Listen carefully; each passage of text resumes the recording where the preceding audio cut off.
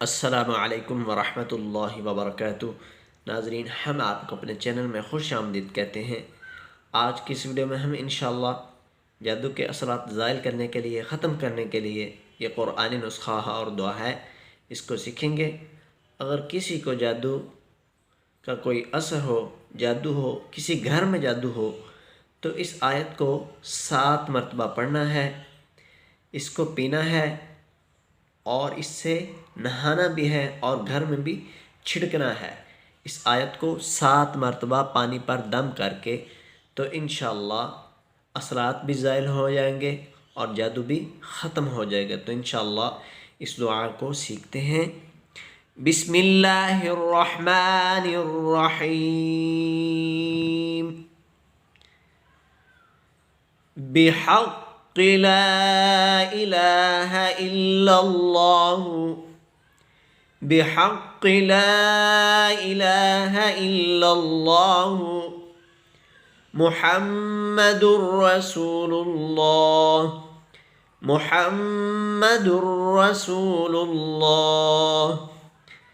बिहक़्क़ि ला इलाहा इल्लल्लाहु, मुहम्मदुर रसूलुल्लाह।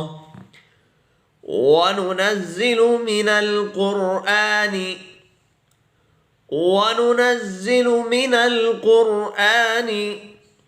मा हुवा शिफ़ाء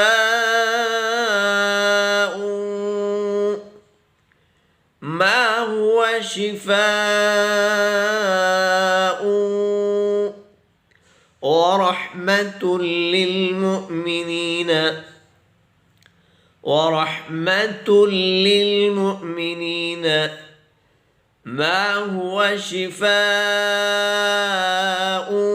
ورحمة للمؤمنين وننزل من القرآن ما هو شفاء ورحمة للمؤمنين ولا يزيد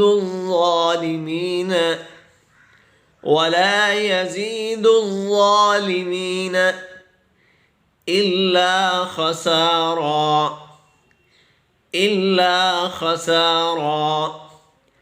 ولا يزيد الظالمين إلا خسارا.